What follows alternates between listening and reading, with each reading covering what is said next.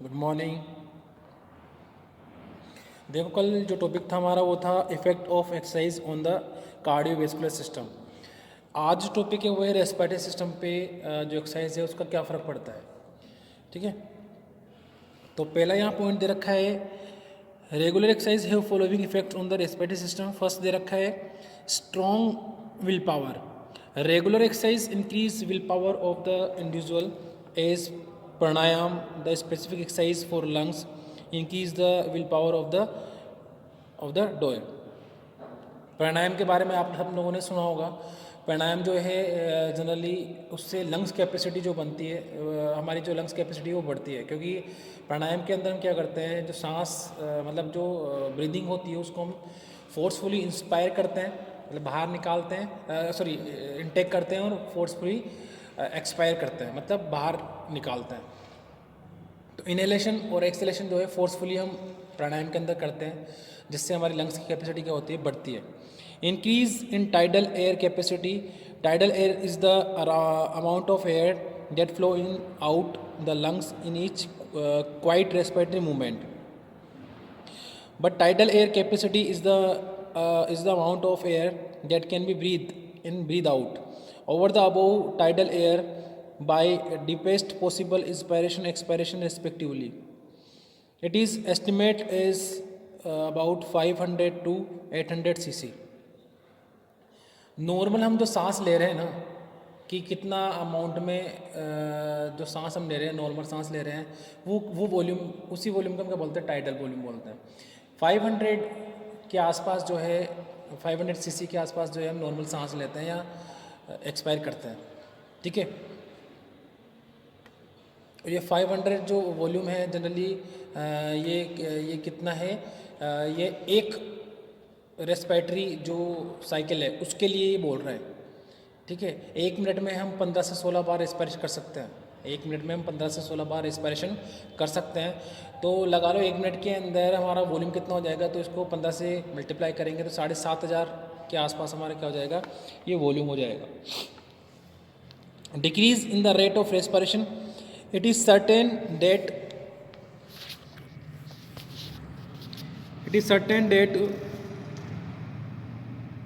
when a beginner start exercise, his rate of expression increase. But when the same individual perform exercise daily, his rate of respiration decrease in comparison to the beginning of stage as a rate. मतलब simple सी बात है, वो सांस भरने वाली process है ना भाई, सांस जो भरता है, जब हम एक्सरसाइज स्टार्ट करते हैं तो हमें तेज़ी से सांस लेते हैं, सांस भरता है हमें, लेकिन धीरे धीरे जब हमारी कैपेसिटी बढ़ जाती है, जब हम रेगुलर एक्सरसाइज करते हैं तो उस कंडीशन में क्या होता है, सांस भरना कम हो जाता है, मतलब हमारी रेस्पिरेटरी जो रेट है वो क्या हो जाती है, कम हो जाती है।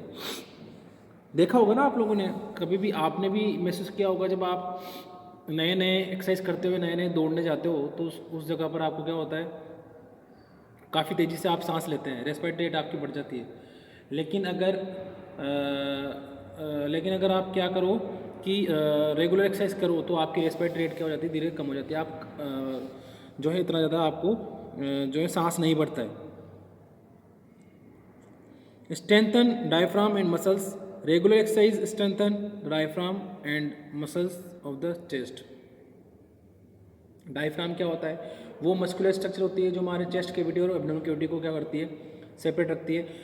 डायफ्राम जो है वहीं से हमारा रेस्पिरेशन स्टार्ट होता है, आपको पता होना चाहिए चीज़, डायफ्राम से ही हमारा रेस्पिरेशन स्टार्ट होता है। डायफ्राम जो है हमारे जो रिब्स हैं या हमारे चेस्ट कैविटी है, उस मतलब डायफ्राम जो है हमारे रिब्स से जुड़ा होता है, तो डायफ्राम के ही मूवमेंट की वजह से हम सांस ले पाते हैं। तो डायफ्राम जितना मजबूत होगा अपना हमारा, उतना ही रेस्पिरेटरी सिस्टम जो है हमारा मजबूत होगा। वो चेस्ट मसल्स भी जो है काफ़ी इंपॉर्टेंट रोल प्ले करते हैं किसके अंदर, रेस्पिरेशन के अंदर। Avoid second wind.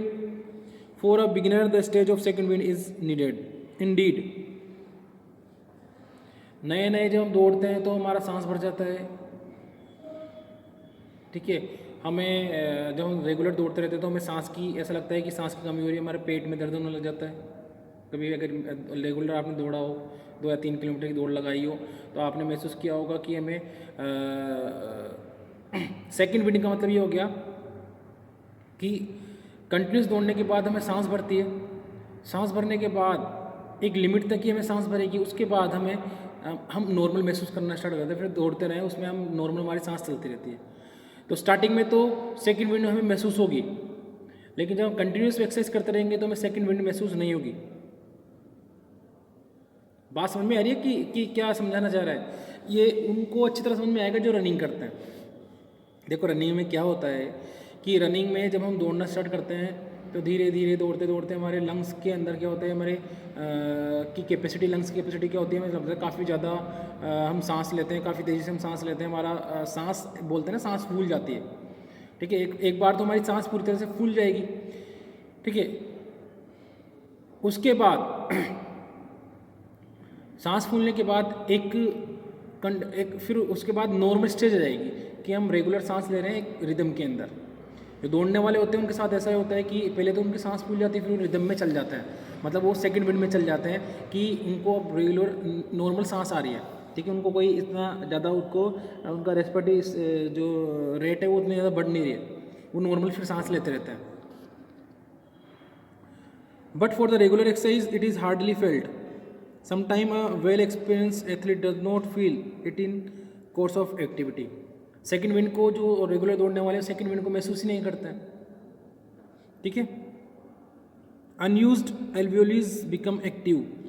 कुछ लोग जो होते हैं मतलब जो लोग एक्सरसाइज नहीं करते हैं, एल्वियोलीज क्या होती है हमें पता है, ये हमारे सिंपल से ये लंग्स हो गए। ठीक है, लंग्स हो गए, यहाँ पर हमें बताइए ब्रांचेस आती है ट्रेकिया। ठीक है, ट्रेकिया के बाद ब्रोंकस, फिर ब्रोंक्यूल्स, ये ब्रोंक्यूल्स और ब्रांचेस आती है, ब्रोंक्यूल्स और ब्रांचेस आती है। इन ब्रोंक्यूल्स के जो टर्मिनल पोजीशन है वहाँ पर बलून लाइक या सेक लाइक स्ट्रक्चर पाई जाती है जिनके अंदर हवा आगे बढ़ती है। तो यहाँ ट्रेकिया से हवा आई, यहाँ से आएगी, यहाँ से आएगी, फिर कहाँ आकर फिलअप होगी, एल्वियोलीज के अंदर। मिलियन ऑफ एल्वियोलीज हमारे लंग्स के अंदर प्रेजेंट होते हैं, मिलियन ऑफ एल्वियोलीज। तो जो एक्सरसाइज नहीं करता है, जो लंग्स को प्रॉपर यूज़ नहीं करता है, तो उनके अंदर कुछ एल्वियोलीज जो है इनएक्टिव फॉर्म में बनी रहती है। जो एक्सरसाइज नहीं करेगा उनके अंदर एल्वियोलीज जो है इनएक्टिव फॉर्म में बनी रहती है। लेकिन जो एक्सरसाइज करता है तो उनके अंदर जो इनएक्टिव एल्वियोलीज है वो क्या हो जाती है, एक्टिव हो जाती है। वो क्या हो जाती है, एक्टिव। ठीक है, मिलियन ऑफ एक्टिव एल्वियोलीज है, इनमें से कुछ क्या होती है, इनएक्टिव फॉर्म में रहती है, क्योंकि उनका यूज़ उनकी ज़रूरत ही नहीं है, उनको ज़रूरत ही नहीं पड़ रही है कि वो एक्टिव हो जाए। लेकिन जो एक्सरसाइज करने वाले हैं, क्योंकि वो लंग्स का ज़्यादा से ज़्यादा यूज़ करते हैं, ज़्यादा ज़्यादा रेस्पिरेशन करते हैं, इस वजह से उनकी जो एल्वियोलीज है वो क्या हो जाती है, एक्टिवेट हो जाती है। ठीक है, समझ में आई ये चीज़? तो जितनी ज़्यादा एल्वियोलीज एक्टिव होगी उतना ज़्यादा ऑक्सीजन हमें मिल पाएगा, और जितना ज़्यादा ऑक्सीजन मिल पाएगा उतनी ज़्यादा बॉडी क्या रहेगी, एनर्जेटिक रहेगी। तो इसका मतलब ये हो गया। ठीक है, नेक्स्ट हमारा टॉपिक है इंक्रीज इन एंडोरेंस। जितने ज़्यादा हम एक्सरसाइज करते हैं उतनी ज़्यादा लंग्स कैपेसिटी बढ़ती है, और उतनी ज़्यादा हमारे टॉलरेंस की कैपेसिटी भी क्या होती है, बढ़ती है। स्टार्टिंग में हमें सांस बढ़ती है, लेकिन धीरे धीरे धीरे हम क्या होते हैं, इसको क्या कर लेते हैं, मैनेज कर लेते हैं। धीरे धीरे स्टार्टिंग में सांस बढ़ती है, धीरे धीरे हमारा जो है रूटीन में आ जाता है। तो मतलब हमारा एंडोरेंस पावर जो है वो बढ़ जाता है, टॉलरेंट करने का जो पावर है वो बढ़ जाता है, हमारे मसल्स के अंदर एंडोरेंस बढ़ जाता है, हमारे सांस लेने में एंडोरेंस बढ़ जाता है। ठीक है, नेक्स्ट है increase in residual air volume. Residual air volume का मतलब क्या है, residual air is the amount of air which is left in the lungs after exhalation.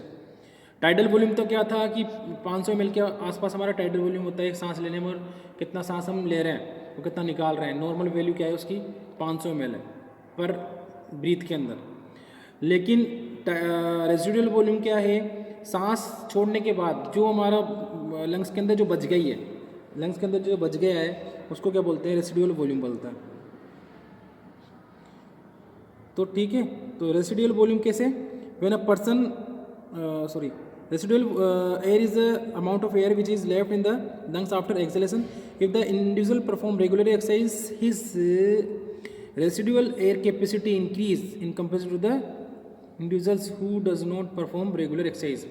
मतलब जब हम इंस्पायर करते हैं, मतलब सांस लेते हैं, उसके बाद सिंपल सी बात है सांस छोड़ते हैं, तो इंस्पायर करते हैं जब, तो कुछ अमाउंट में एयर जो है हमारी लंग्स में बनी रहती है, बची रह जाती है।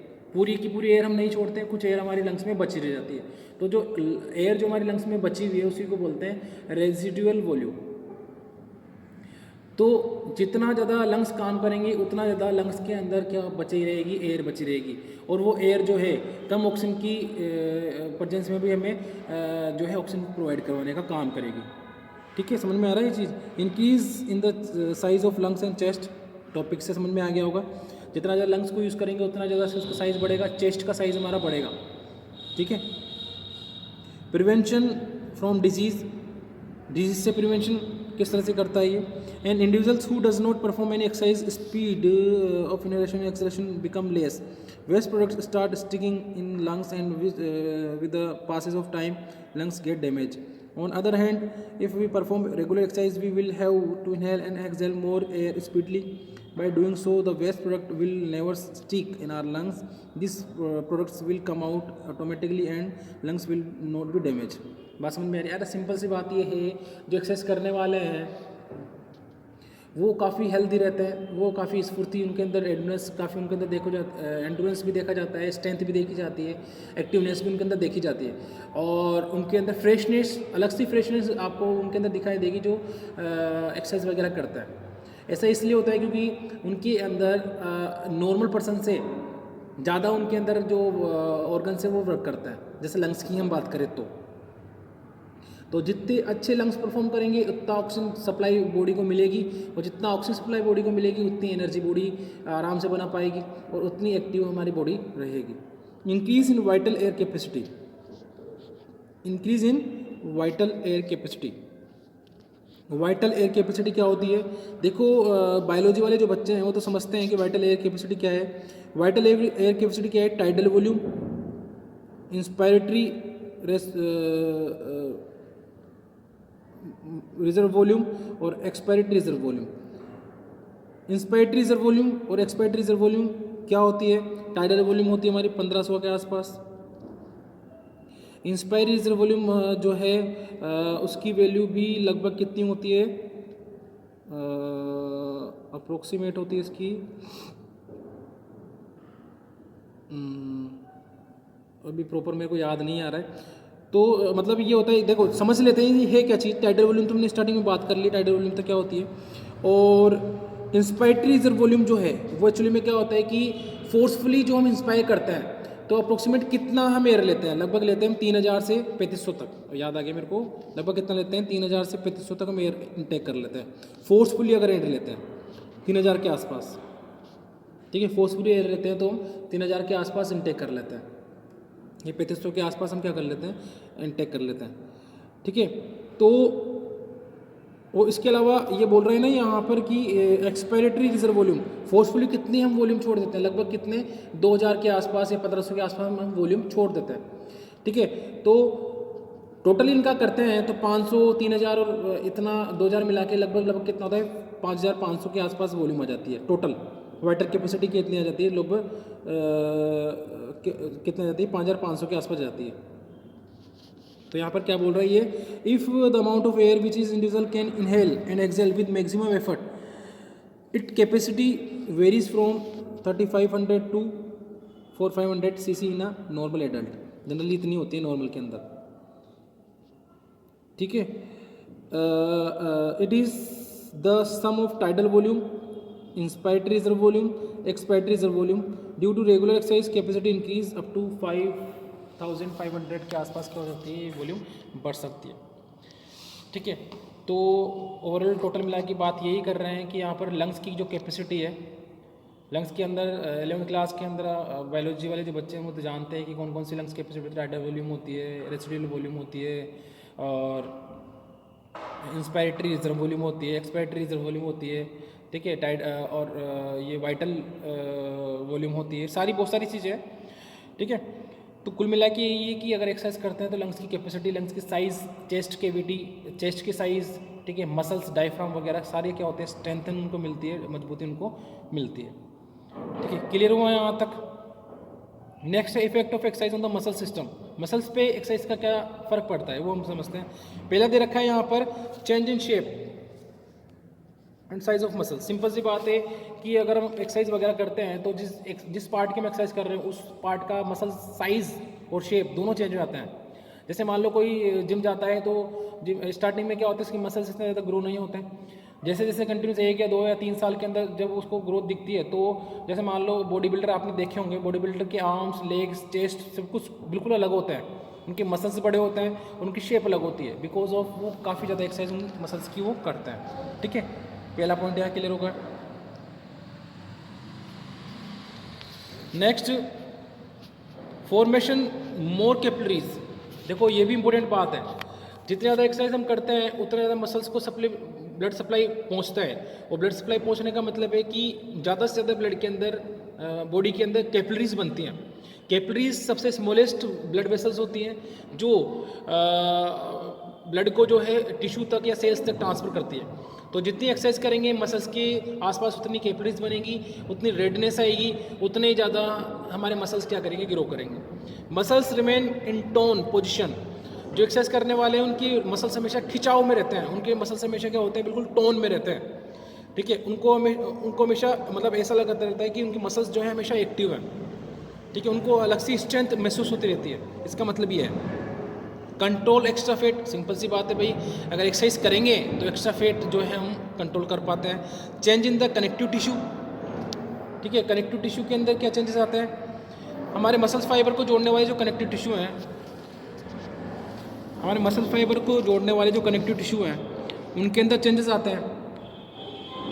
तो change in the connective tissue, जितने हमारे देखो मसल्स को जितना ज़्यादा जैसे एक्सरसाइज वगैरह करते हैं तो मसल्स को हम स्ट्रेच भी करते हैं, कॉन्ट्रैक्शन भी होता है, इनके अंदर रिलैक्सेशन भी होता है, इनको स्ट्रेच भी करते हैं। तो उस कंडीशन में क्या है कि जितने कनेक्टिव टिश्यू हमारे मसल्स के अंदर होंगे, जितने मजबूत हमारे कनेक्टिव टिश्यू होंगे उतने ज़्यादा मसल्स हमारे क्या हो सकते हैं, हम स्ट्रेच कर सकते हैं। ठीक है, डिले फैटिक, थकान जो है हमारी,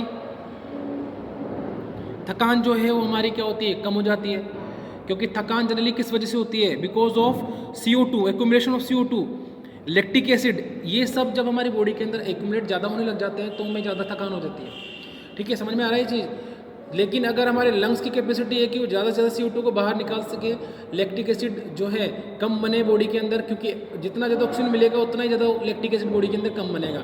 10th क्लास के अंदर आपने पढ़ा होगा, लेक ऑफ ऑक्सीजन की वजह से मसल्स के अंदर क्या बनती है, लैक्टिक एसिड बनता है, जो क्रैम्प्स कोज करता है या मसल्स पेन कोज करता है। आपने पढ़ा होगा ये चीज़ 10th क्लास के अंदर। तो भाई सिंपल सी बात है कि जितना ज़्यादा लंग्स का साइज़ बढ़ेगा, लंग्स की कैपेसिटी बढ़ेगी, उतना ही CO2 बाहर निकलेगा और उतना ही ऑक्सीजन बॉडी को सप्लाई होगा। दोनों कंडीशन में लैक्टिक एसिड कम हो रहा है, CO2 दोनों ही कम हो रहे हैं, तो इस वजह से हमारा जो थकान है वो हमें नहीं होगी। इंक्रीज फूड स्टोरेज, हमारी बॉडी की फूड स्टोरेज करने की कैपेसिटी बढ़ेगी। Exercise makes the figure beautiful, ये तो सिंपल सी बात है, सभी जानते हैं कि हमारा फिगर जो है उससे एक्सरसाइज से काफ़ी ज़्यादा निखार कर आता है, काफ़ी ज़्यादा ब्यूटीफुल बनता है, काफ़ी स्ट्रॉन्ग बन जाता है। ठीक है, एक शेप मिल जाती है। Non functioning fibres become active. Muscles देखो जनरली जो एक्सरसाइज नहीं करते हैं उनके मसल्स जो हैं, मसल्स के सारे फाइबर उनके एक्टिव नहीं होते हैं। इसी वजह से आपने देखा होगा जो एक्सरसाइज नहीं करते हैं, अगर ज़्यादा वेट उठाते हैं उनके मसल्स खिंच जाते हैं, उनके मसल्स खिंच जाते हैं, उनके मसल्स में क्रैम्प्स आ जाते हैं, उनके मसल्स पेन होता है जो एक्सरसाइज नहीं करता है। लेकिन जो एक्सरसाइज करने वाला था वो आराम से वेट उठा लेता है, क्योंकि उनके वो मसल्स रेगुलर वेट उठाने की वजह से, रेगुलर एक्सरसाइज करने की वजह से उनके मसल्स सारे एक्टिव हैं। जो एक्सरसाइज नहीं करता है उनके मसल्स एक्टिव नहीं होते हैं, तो एकदम से अगर वो उठाता है कोई वेट या एक्सरसाइज करता है तो उसके मसल्स जो है स्ट्रेच होने की चांसेस रह जाता है। ये आप समझते हैं अच्छी तरह। बॉडी पोस्चर रिमेन करेक्ट, जो एक्सरसाइज करने वाला है उसका बॉडी पोस्चर रिमेन करेक्ट, मतलब कि उसका बॉडी पोस्चर हमेशा क्या होगा, करेक्ट रहेगा। वो हमेशा स्ट्रेट जब भी बैठेगा, कोई भी एथलीट है, जब वो बैठेगा तो उसका हमेशा क्या होगा, बॉडी पोस्चर में मतलब उसकी कमर हमेशा सीधी रहेगी। चलेगा तो उसका बॉडी पोस्चर जो है हमेशा सीधा रहेगा, झुक कर नहीं चलेगा, बिल्कुल सीधा होकर चलेगा। चलने के अंदर चेंजेस आएंगे। ठीक है, तो बहुत सारे चेंजेस देखने को मिलेंगे। इम्प्रूव रिएक्शन टाइम, जो एक्सरसाइज करने वाले होते हैं या जो उनके अंदर रिएक्शन का टाइम इम्प्रूव हो जाता है, फुर्ती उनके अंदर जाती है। ठीक है, एक तरह की उनके अंदर एक्टिवनेस देखने को मिलती है। ठीक है, उनके अंदर नर्व इम्पल्स की या डिसीजन लेने की पावर जो है, या किसी भी चीज़ से डिफेंस करने की, लड़ने की पावर जो है काफ़ी बढ़ जाती है, क्योंकि उनका ब्रेन और उनका मैकेनिज्म ऑफ नर्वस सिस्टम जो है वो काफ़ी जल्दी से काम करता है। ठीक है, तो देखो एक्सरसाइज के बहुत ज़्यादा फ़ायदे होते हैं हमें। एक्सरसाइज जो है बॉडी के लिए काफ़ी ज़रूरी है और ये चीज़ हमें करनी भी चाहिए। ठीक है, हर इंसान को एक्सरसाइज, और नाउ डेज जो हमारा अभी खान पान है या जो हमारा रूटीन चल रहा है, इस रूटीन के अंदर तो हमें एक्सरसाइज करनी ही करनी चाहिए। क्योंकि अगर कंटिन्यूस अगर ये रहता है, आप सुनते हो कि भाई नॉर्मल वो जवान सा इंसान था, मतलब ये एज कम थी, उसको हार्ट अटैक आ गया, ठीक है। बहुत सारी कंडीशन आपसे सुनी होगी भाई हार्ट अटैक आने का कारण क्या है, क्योंकि वो फिजिकल एक्सरसाइज नहीं करता है, उसका हार्ट सही नहीं था, या सिगरेटें पीते हैं, या खान पान की वजह से जैसे वाइन वगैरह लेते हैं, या नशे ज़्यादा करते हैं तो उनके लंग्स वगैरह डैमेज हो जाते हैं, तो वो ज़्यादा टाइम तक नहीं जी पाते हैं, उनकी कैपेसिटी कम हो जाती है, चाहे वो मेंटल कैपेसिटी हो चाहे फिजियोलॉजिकल कैपेसिटी हो, सारी कैपेसिटी बॉडी की क्या होती है, डैमेज हो जाती है। तो इसी वजह से सब चीज़ों का एक ही उपाय है कि आप एक्सरसाइज करें, रूटीन में रेगुलर एक्सरसाइज करें, ताकि आप और ज़्यादा हेल्दी रहें, ठीक है। Thank you. नेक्स्ट टॉपिक देखेंगे नेक्स्ट हमारे लेक्चर के अंदर। Okay, thank you.